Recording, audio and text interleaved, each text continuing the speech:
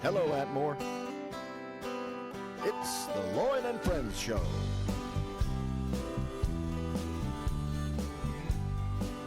And now here's your host, Lloyd Alberton.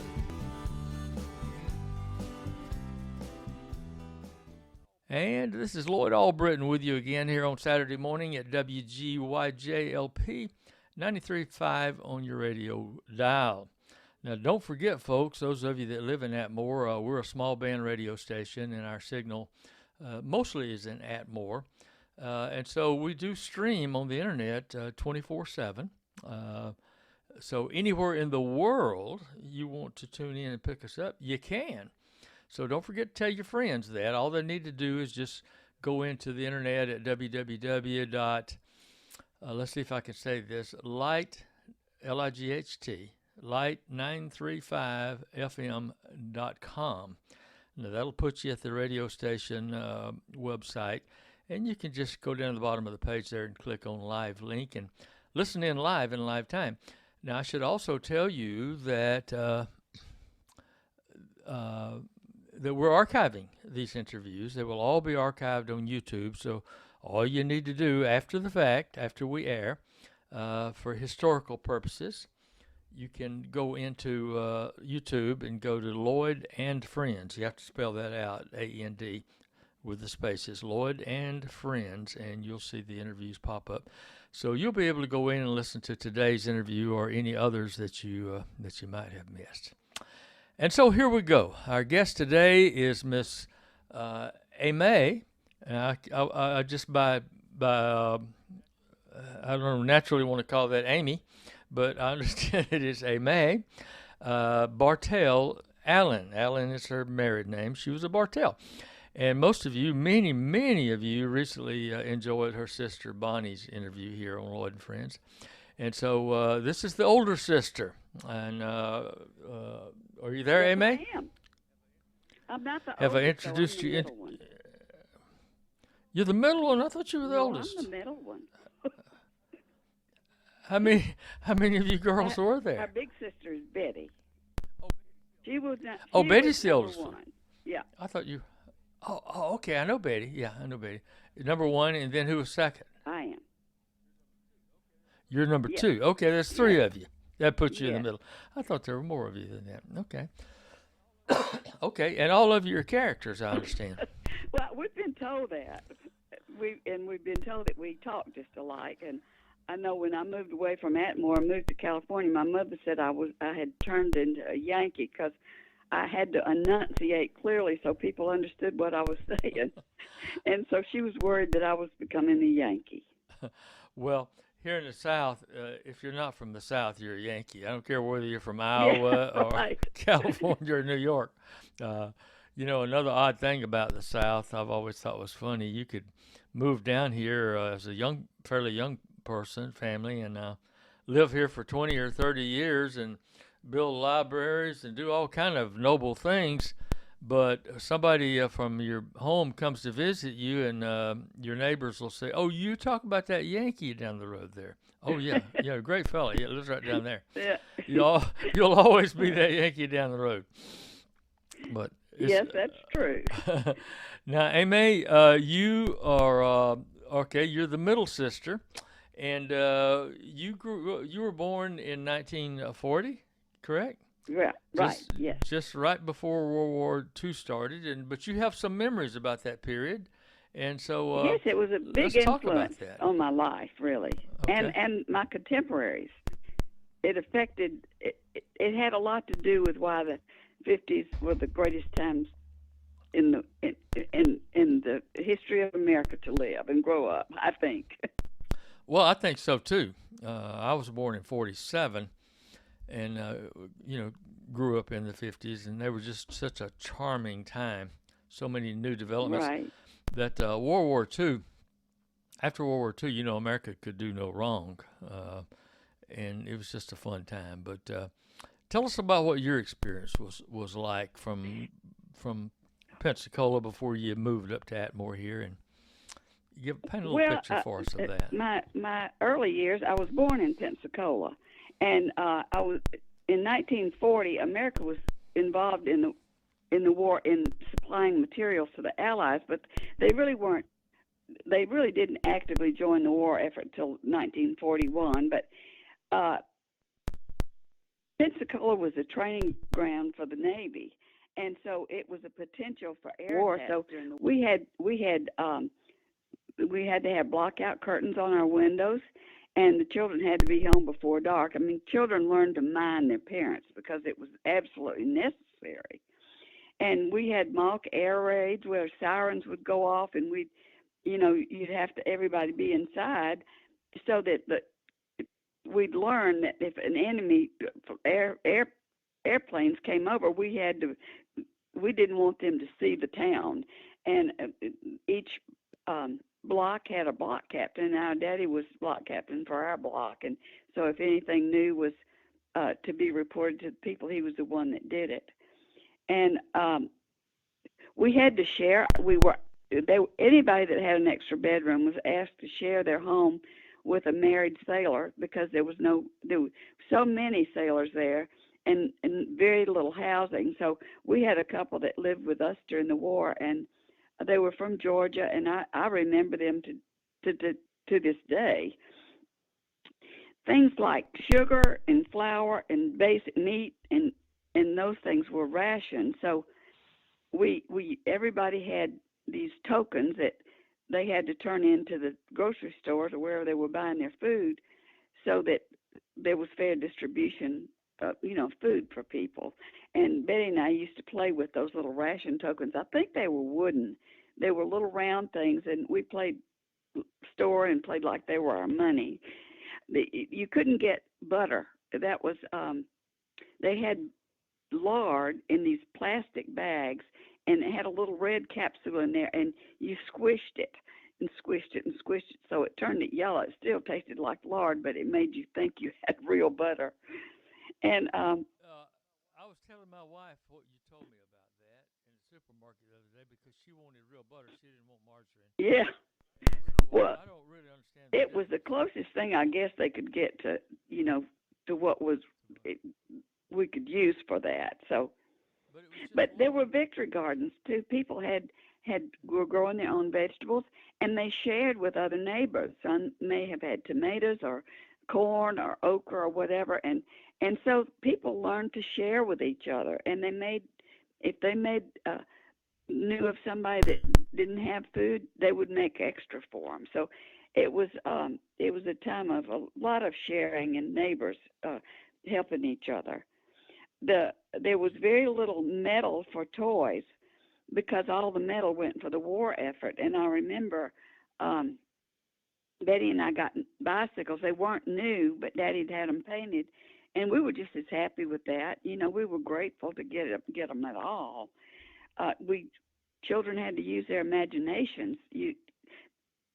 I think television and cell phones and all that robbed kids of having to come up with something fun to do in today's world. We had school supplies were limited. The books and things were passed to the next class, so our mothers would make book covers to protect the books, and we could decorate them with color crayons and that sort of thing. I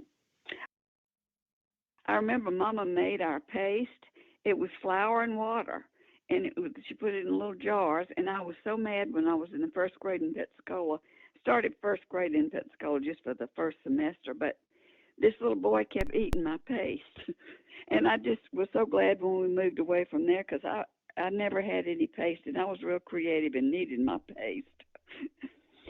Our parents were very protective. Iron lungs and polio were a threat to all of us. We had the beach and lakes to go swimming, so we had swimming lessons when we were toddlers, because my parents wanted to be sure we enjoyed the water but were safe. And then in 1946, my contemporaries and I had started first grade, and that's when we moved to Atmore.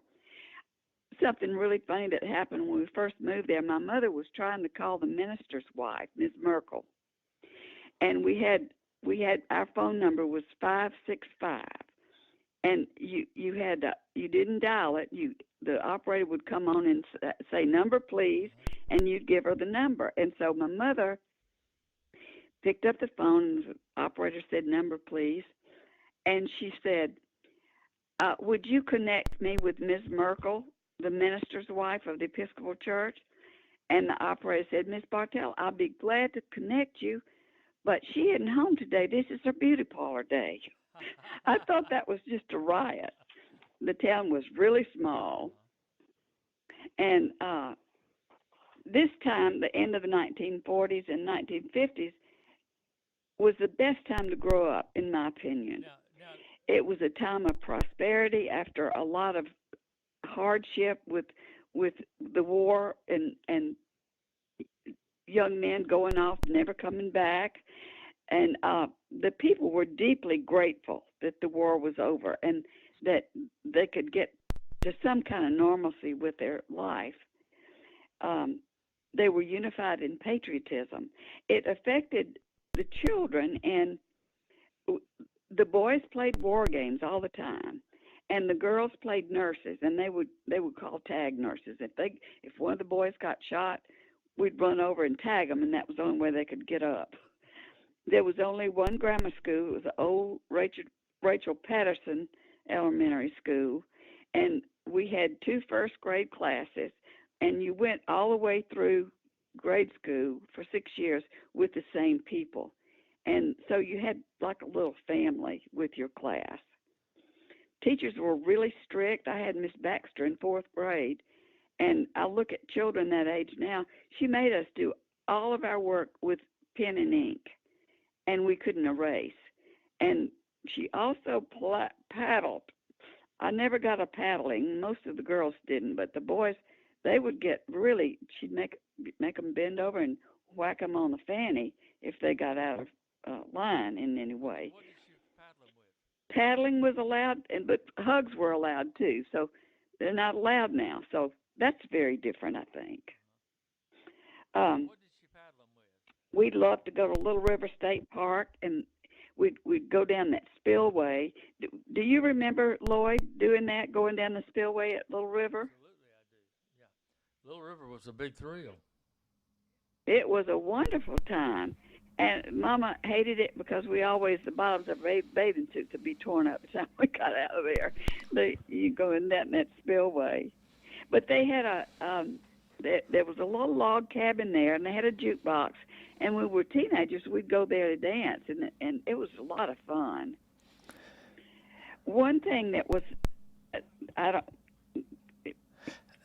don't know how long ago they changed the swimming pool at the country club, but when we were little girls, there was a great big spring-fed swimming pool next to the country club, and the sand, the bottom was just natural sand, and there were snapping turtles in there. We were scared to death we were going to get bit by a snapping turtle, but that's where everybody in town took swimming lessons back in that day. That was before the city pool, and I remember. Aimee, can you hear me okay? Yes, I can. Oh, okay. All right, keep going. I was just seeing a flaw on the waveform here. But go ahead. We're good. Go ahead. Am I going too fast? No, you're fine. I just wasn't seeing something Okay. that I think is there. So, but we're looking good now. I want to go back and ask you Okay. real quick. I had said a couple of things. It didn't sound like you had heard me, so I was wondering if equipment was not working correctly. But anyway, it seems like it is. I wanted to ask you this. You know, I think back, as I told you, I was born a few years following you in 47. I think Bonnie was born in 48. 48. Yeah. You know, we lived out in the country area, and we went without shoes and shirts during the summertime. And I guess basically we were poor people. But we never saw it. We never really saw it that way. We didn't know. I know. We didn't know that we were poor. No. And I was just wondering, with these World War, you were like 0 to 5 during the war years. They probably, I mean, you didn't have anything to compare that with, so that must have seemed fairly normal for you. I mean, It really at that was. age. You know, I think children were a lot more creative, and of course, that's what. This is really strange. When we lived in Pensacola, I couldn't have been 6 years old. And I would draw. There was big oak trees in the back, and so grass wouldn't grow under there, and it was hard sand. And I would draw floor plans in the dirt with a stick, and I'd put the beds and the sofas. Space planning. That's what I ended up doing in my career, And I'd put the little doors and how they opened, and that just came natural to me. But it was such fun. We didn't have television. We didn't have a lot of toys, so we had to be creative to have fun. It just came natural to you. That Yeah. reminds me of something. My wife, she in a former period of her life was a hairdresser. And I said, "Did you go to hairdresser school?" And she said, "Well, she went, but she couldn't afford. She had to drop out, and she went and got a job." But she said, cutting hair was always natural to me. I just have always known how to do it, which would be quite contrary to me. I would have no idea how to cut somebody's hair without really messing them up. But you were talking about your interest in play, early childhood play. A lot of psychologists say that that's a sign of an intelligent child, a child that, talks to themselves or plays, because this is how we learn. Well, and that time, because there were so few toys and we couldn't do a lot of things, you had to do, if you were going to have any fun at all, you had to use the gifts that God gave you. I think that's the way I can explain it. I know Emily Mims, she was a little child. She used to find pieces of glass and arrange them in the dirt, and she ended up making the most beautiful stained glass windows you ever saw. The stained glass angels on each side of the door at Trinity Episcopal Church were made by Emily. How about that? I've seen some of her work. She does wonderful stained glass work. She sure does. So in 1946, your family, your father and I guess your mother was involved. I don't know, but the Bartels meat, what do you call it? Meat plant or butchery? Well, it was called Bartel Frozen Foods, and it was also a meat and a slaughterhouse. Yes, okay. And that's when Daddy moved to Atmore. He was there were a lot of farmers there, and it was a business that was really needed there. Uh-huh. And so he came there, and I thank God every day that's where I grew up, because it was the best of times and the best of places for me to grow up. Now, prior to that, what did your father do? He had a store or something in Pensacola, a little grocery store? He was manager of Cudahy Packing Company in Pensacola, okay. And toward the end of the war, he opened a small grocery store, and it had a little meat market and groceries, and so he got into the retail end of working with the public, and he really liked it. And he was very popular with all the farmers who brought their things to him when he opened his business. He was a self-made man, and he made it work. Well, now, what prompted him to move to Atmore from Pensacola? I mean, Pensacola was sort of considered a small town back in those days as well, wasn't it?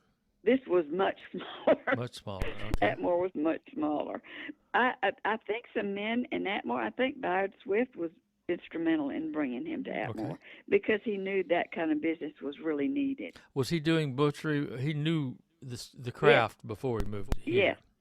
Yes. And the animal sale pen was right across the street. He would take us sometime to buy the cattle and pigs, that he was going to use for the retail end of his business, was selling meat too. So he also had a smokehouse that was, people ordered hams from him from Canada and all over the country. Uh-huh. They were wonderful.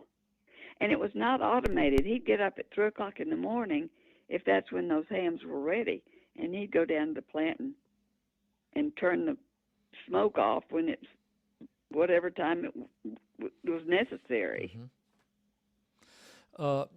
Growing up in Atmore, it sounds like it was a pretty delightful experience for you. It was. What are some of the school experiences that made it unique back in those days compared to today? Dress code, for example. You mentioned that to me earlier. Well, talking about the paddling and the, people, teachers hugged you. You can't do that now. You can't hug children. It's against the law. You can't do it. But you can't whip them either. That's right. But it was some of the things, when we get to high school, I can tell you about some of that. But at the time I was in grade school, we could ride our bicycles and walk all over town and feel safe. Mm-hmm. We'd go roller skating. We played hopscotch, Red Rover games. We did all kind of things. There was an ice cream parlor on Main Street, and they had little music selections at each booth. And this is where all the kids went. We all felt, when we were in junior high, we felt so grown up because it was mostly high school students were up there. But Luttrell's Furniture Store was right next door to it and had 45 records, and we could go over there and listen to records and buy records. I think they cost 35 cents or something like that. Speaking of... And doctors made house calls then. Yeah. Speaking of Little River, I remember they had that little building up there where kids would go in there and dance. I think they had a jukebox in there. A little wooden floor, and kids would go down there and swim and go inside and dance.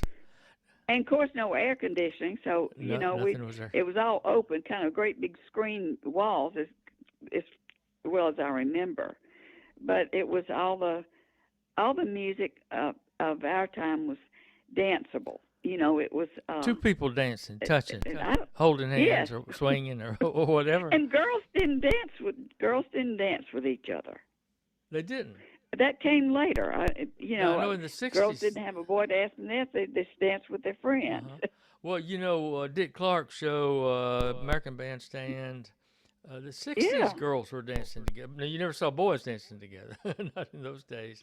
And, I that may have been just Atmore, but I don't remember that happening at all. But I love to dance. And I think if somebody hadn't asked me to dance, I would have danced with my friends. But, about 1949, people started getting TV. And we had shows of family life, mostly musicals and westerns, that kind of thing. There was no sex on TV like now. If there was a bedroom scene, the couple was in twin beds. So the end of the day, the channel would play the American anthem and go off air. It's just the whole time was patriotic, and morals were ideal for setting your life experiences. It was an innocent time. Well, that's interesting. You mentioned that about the Pledge of Allegiance and the patriotism. I occasionally have substituted in local schools around here, and they don't do that anymore. The kids don't. I know. The kids don't even stand up for the pledge. They don't have to, and most of them don't. It's very sad. A lot of them don't even have it. Well, that's probably true too. A lot of them here don't even have it. We had a chaplain in high school that came on the PA system and said a prayer, and then we said the Pledge of Allegiance every morning in high school, in junior high. It was just a time of innocence and civility and purpose. That's the way I look at my high school. Well, I was in the 50s. I think Elvis hit the scene 54 or 55. Yes. And my earliest memories, I was born in 47, so I was only 6 or 7, but my earliest memories, there was always an Elvis, and when Elvis died in, I think, 1977, I had heard all these stories about when people like FDR passed away, that America felt just so deeply saddened because they'd known him for so long, and through so many, through the Depression years and through World War II. And, people were affected that way with John Kennedy. They had a little affinity for that. I never totally understood that and what it meant, how you could be depressed over somebody dying that you don't really even know, until Elvis died. Yeah. And when Elvis died, it just dawned on me, my whole life has had Elvis. I was always going to go see him, but I never really did. Yeah. And to this day, I look at the Elvis story as being so sad that happened to him. Yeah. Well, that was toward the end of my high school when that happened. But one thing that happened in in junior high, students from all the small grade schools around joined us in junior high, and the Creek Indian School joined us for the first time. It was in 1955 or 56, and they gave us strong athletes. They were superb dancers, and they were popular leaders. One of my classmates was Buford Rowland, and he was the first Native American elected to the ECH Student Council, and he later served as tribal chairman at Port several times, I think. Yes. He was deeply involved in health care, and that health care center was actually named for him. And one thing, I had to look it up online because I couldn't remember what it was exactly. The International Title World, it was called the White Crow Award, was presented to Buford in 2007 for lifetime achievement and dedication to healthcare advocacy for the American Indian and the Alaska Natives. And he was just he was one of my best friends. And so the Indians joining our school was a real asset for the school in every way. Well, Aimee, Dottie Paget was a good friend of mine. I don't know if you remember Dottie. I don't know if she was Roland. I'm not sure. But anyway, she's married to John Paget. But she was Indian, and she told me a lot about those days. She was on that first group, that first came to public school. But now, from your perspective, when I was growing up, we went to school out in Florida, out in the Walnut Hill area, and we had some Indians, Gibsons and McGees. I never really differentiated. They were buddies. They were friends. I never felt any prejudice whatsoever about Indians, but I know that it existed because I've been told so much about it. But how did you feel when the Indians came to the school? How did you feel about it? I did. There were new people coming from Canoe and all these other places. There were just some more new people to me. Right. But I had a friend, beautiful Evelyn McGee. She's Atkins now, but absolutely beautiful young Indian girl, and we've gotten to be real close friends on Facebook, private messages and that. And she said they were scared to death when they came to our school. They didn't know how they'd be received, and they just pretty much stayed to themselves. And she said she always felt insecure, and I was sick to hear that. I thought she was one of the most beautiful young girls I've ever met, And there was an Indian Episcopal mission, so I taught Bible school to the little children when I was in high school out there. I just didn't think about it as anything different. Mm-hmm. I didn't either. Yeah, that's very odd. And of course, the Indians, with their, recent, I say, 30, 40 years prosperity with the casino out there and everything, they have been just such great citizens to the area, and so generous, with that more. They could not be that way. They could. I mean, they could easily justify not feeling that way, but they've been great citizens, and you got to love them. And of course, I have Indians in my family. We've not been segregated really, even when we were segregated. Indians were marrying with the local folks, and we're all mixed up around here. So not everybody gets the check, but almost everybody's got a little Indian in them. It shouldn't make any difference. Right. People are people, know. Right. Well, now going back, you came up. Were you popular in high school? I know you Bartell girls were loudmouths. I'm just kidding you. I know y'all were loquacious, and you were popular. Now. Well, I was lucky. I really was. People liked me. For some reason, they voted me for everything, and so I'm very grateful for that because it taught me leadership. It taught me things like how to multitask, which my career was that. It was. I was just involved in a lot of things because I was interested in a lot of things. Mm-hmm. And one thing that was a big influence on our generation too. Churches were packed every Sunday, and they had wonderful youth group programs. All the churches did. And so a lot of the things that we did for fun were church-related. When we graduated high school, the Baptist Church took a cruise out into the Gulf of Mexico. after graduation, all-night cruise. It was well chaperoned, and it was. I just think we had educated, dedicated teachers that taught us how to prepare for life after graduation. Everything was so different. The dress code from high school, we weren't allowed to wear jeans or pants. We had to wear dresses or skirts to school, and nothing provocative. Great big starched petticoats. Mama, with 3 girls, our clothesline would be full of circles when Mama would starch those petticoats, because you didn't have dryers. Later we did, you know. But anyway, boys wore white T-shirts and loafers, jeans and loafers mostly. And I remember one time my date came to get me. My daddy never went to the door when our dates would come for us. But my date had on the popular outfit of the day. He had a pair of jeans on and loafers and a white T-shirt. And my daddy said, "Boy, you go home and get some clothes on. No boy's gonna take one of my girls out in their underclothes." I was horrified. I was just horrified. But he didn't mind. My date didn't mind.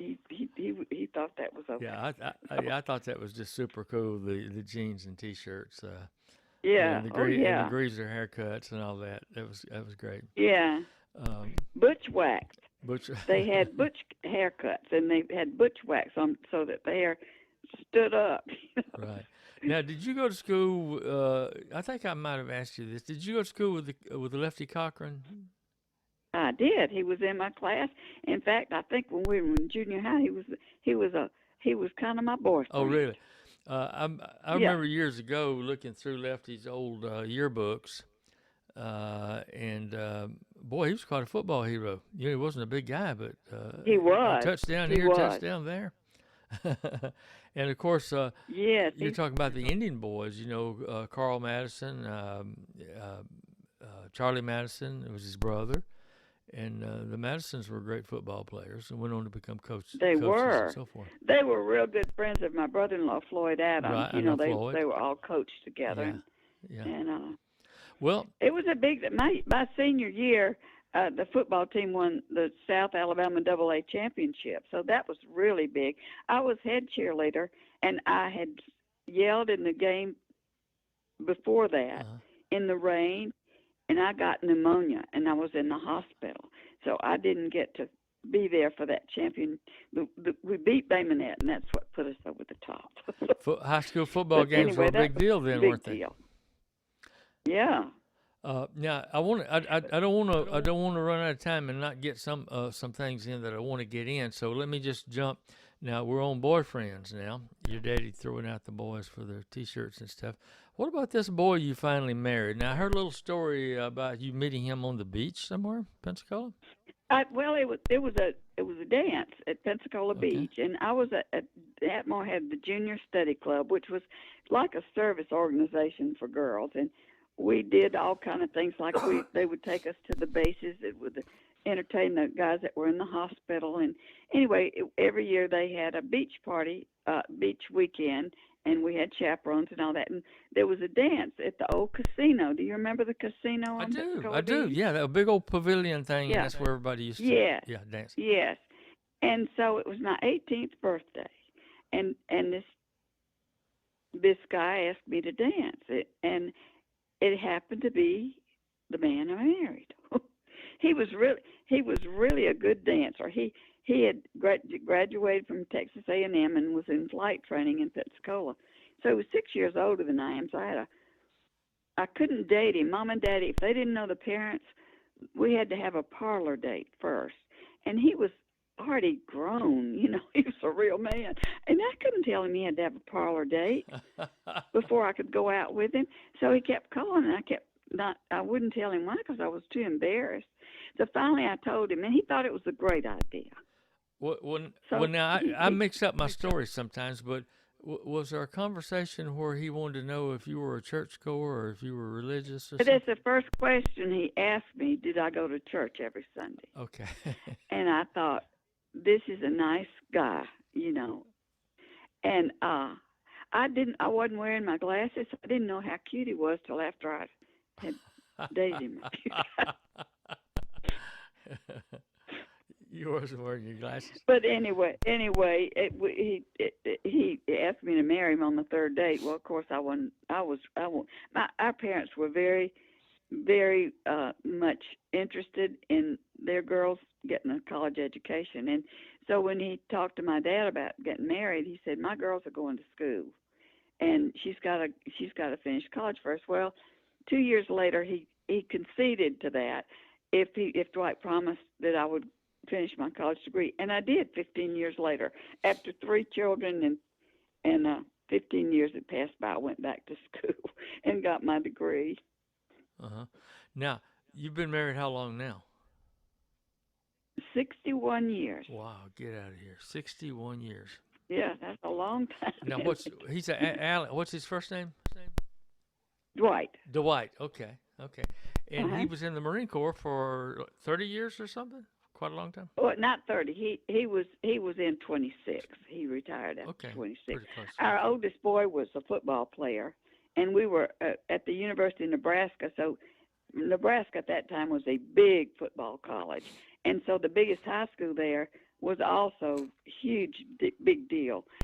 But he was going into his junior year, and Dwight decided he was selected to go to senior school in Washington, D.C., and he knew that we'd only be there a year, so our son would not be eligible for football to the next year and then have to play with people he didn't know. Anyway, he decided that was the best time to retire, and that's when we came back to College Station. We had lived there here in College Station when the Marine Corps sent him to get his master's degree. Okay.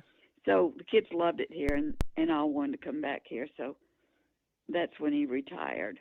Okay, and he was a pilot, helicopter Yes. pilot. Okay. He was a helicopter pilot, so he was gone a lot. He served 3 tours to Vietnam, and he served 1 tour with the Navy as air operations officer on an aircraft carrier. Mm-hmm. So we were separated probably half of that 26 years. So, how'd you enjoy the military life? Was that a good time for you? Well, we did move around, and we just made wonderful friends. I didn't mind it. I don't know why. Somebody that stayed in the same little place all her life, but I just didn't mind it. Home is where your family is, and my little children. We were always connected to a church, and the Episcopal Church has the same liturgy everywhere you go, so that was one constant for us. And I taught Sunday school, I led youth group, I was interior designer for our church here when we built the new church. But our church was very important to us. And so it didn't feel like we were, I know that sounds crazy, it didn't feel like we were moving around. When your family's there, you're there, What about school? Didn't What about bother me. schools? I've told this story before at the risk of being redundant.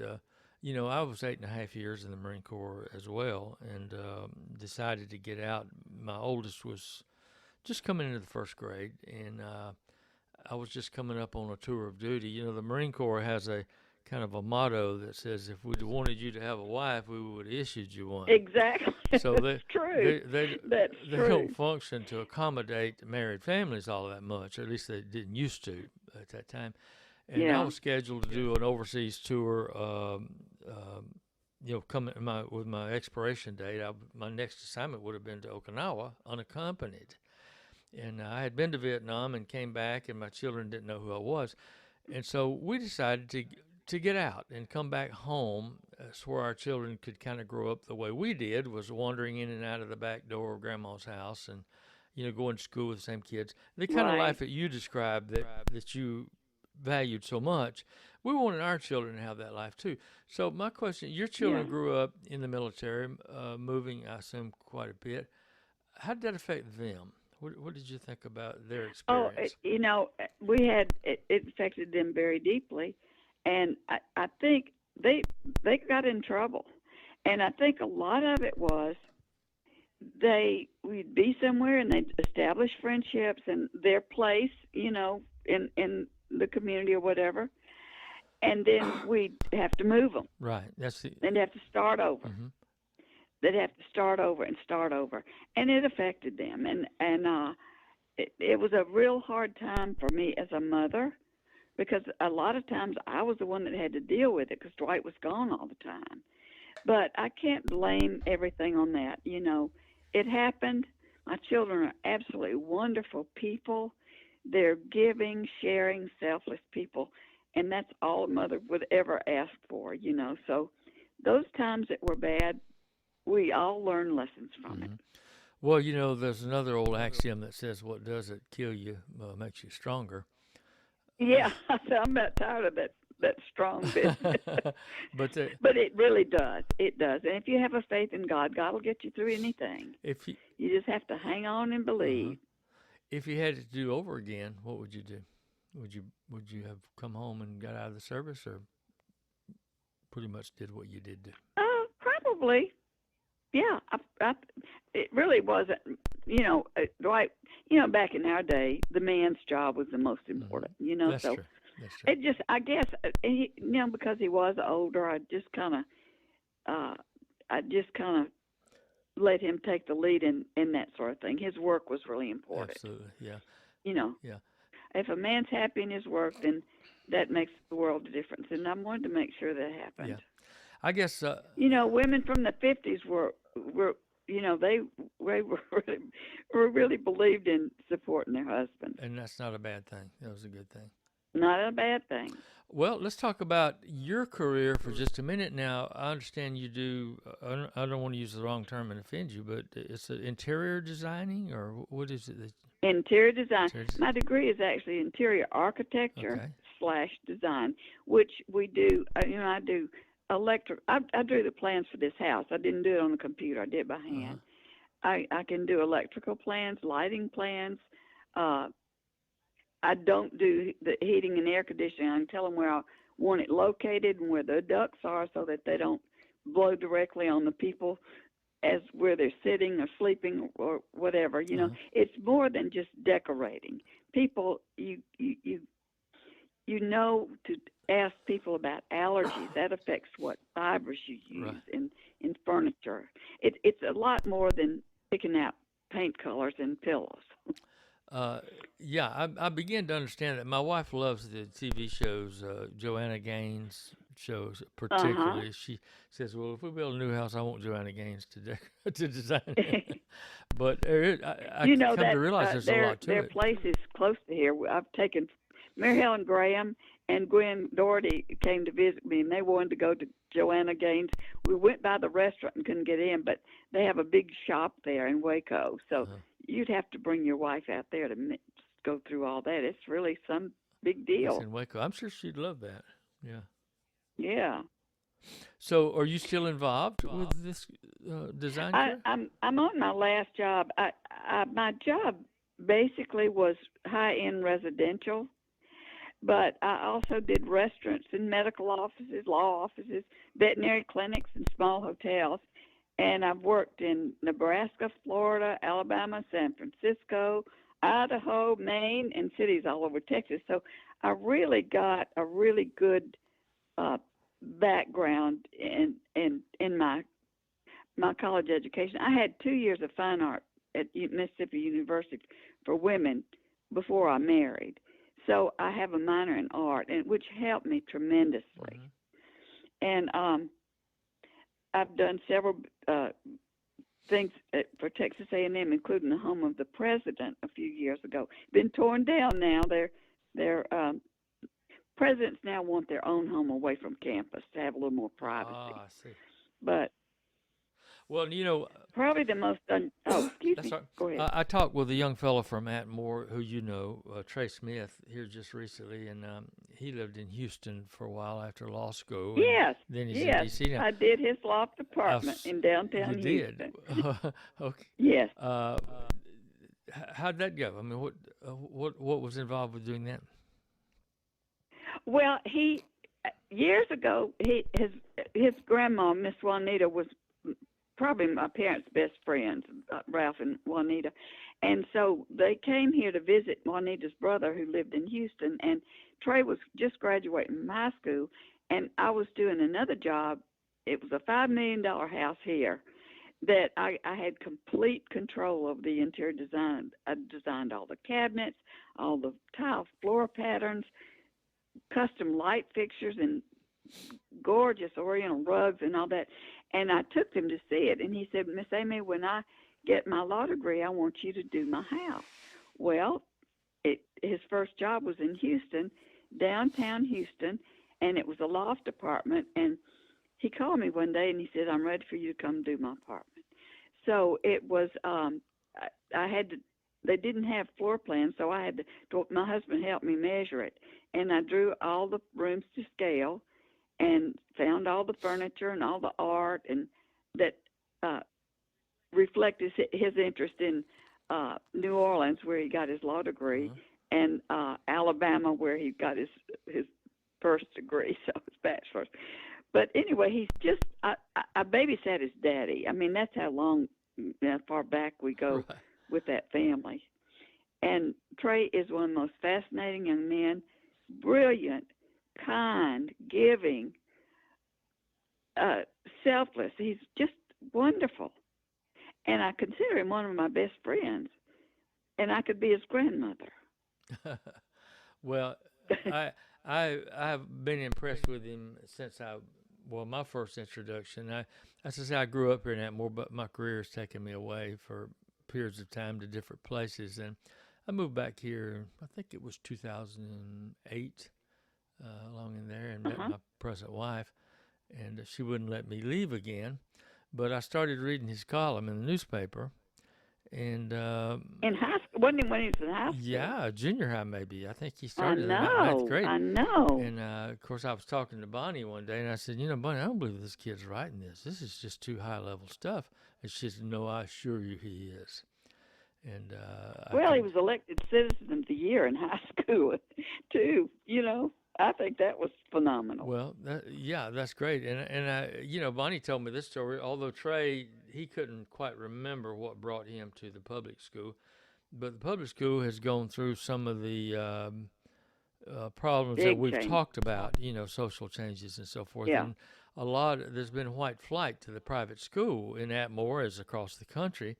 And Trey was attending the private school up until, I think, ninth grade. And he actually asked his parents, could he go to the public school because he wanted to have that experience in his character and in his life. Yeah. And I thought, wow, that's exceptional. Oh, he is unreal. Just unreal. And I just think this young lady he's found, God sent her to him. I can't wait to see what their life's going to be. So you're going to be in Atmore for I think he told me that was in June. Oh, yes. I will. I hope to meet you. Yeah, I hope so, yeah. And you'll, now you said here, you're living in Houston area? No, I live in College Station, where Texas A&M University is. Oh, I see. Okay. Texas Aggies. Okay.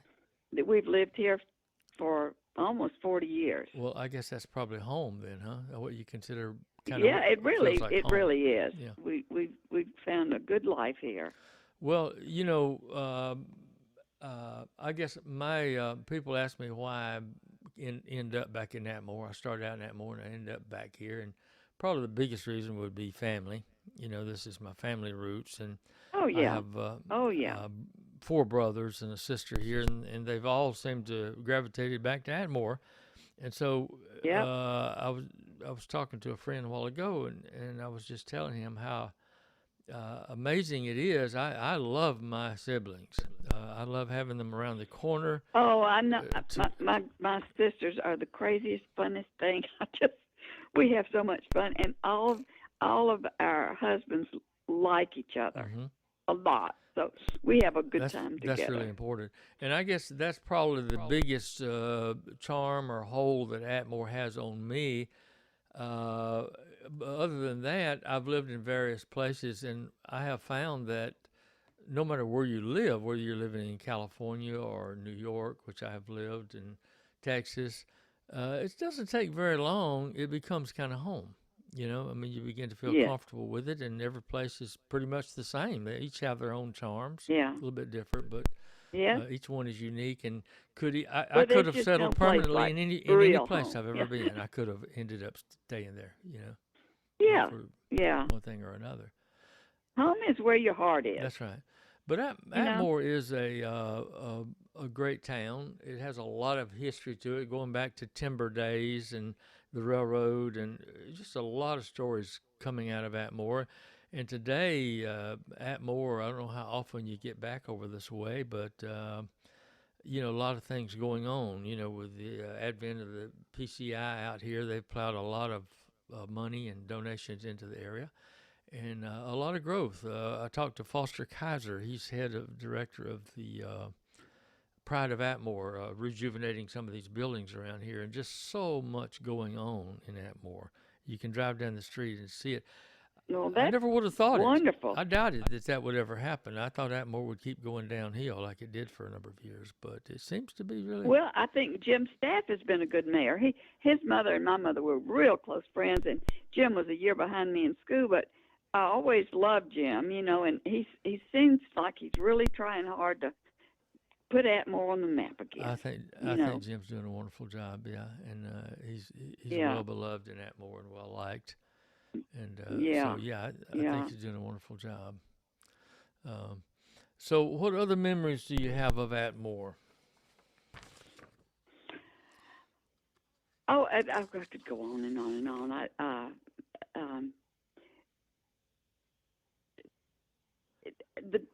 I guess it was just the people.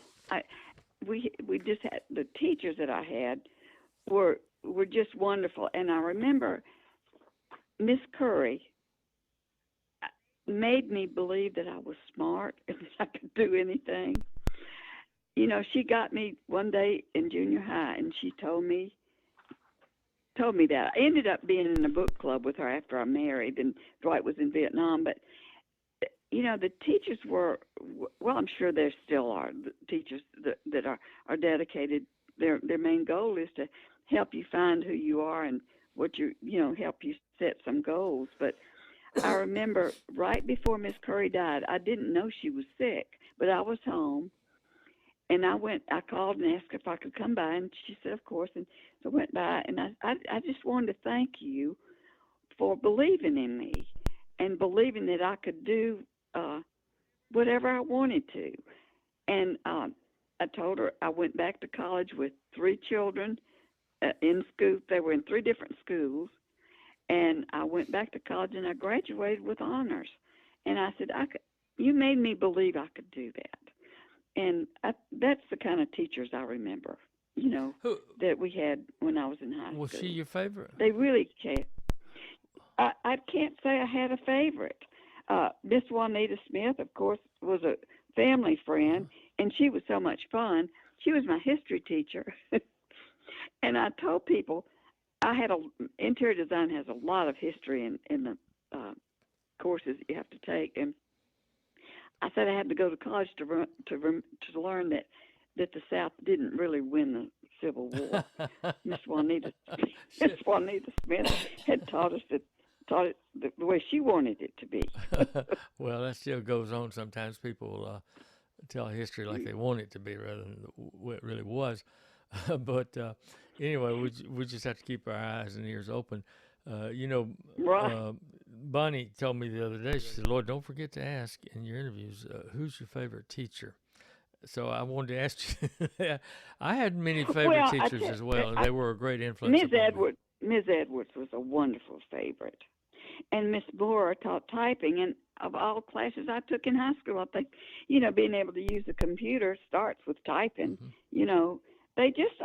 They were just wonderful. I was in the honor council, and Miss Moore was the sponsor of that. And Miss Lumpkin was a wonderful math teacher. I just loved all my teachers except Miss Baxter. I didn't like Miss Baxter. Well, I had one or two I didn't like. Making us right with each. But they were rare. I liked most of them, and I like them better the older I get and the older they. Of course. As I look back on them, one teacher, I don't know if you knew Miss Jean Webb. Yes, she taught me. She taught at Walnut Hill. She taught in, I believe it was I think I had her in junior high. maybe she may have taught in Atmore. Her husband was Judge Webb. You know, he was I can't remember his first name. And I think she's still living. She is. In fact, I've communicated with her through the years off and on and stayed pretty close with her. And I wrote her a letter. She's like 97 now.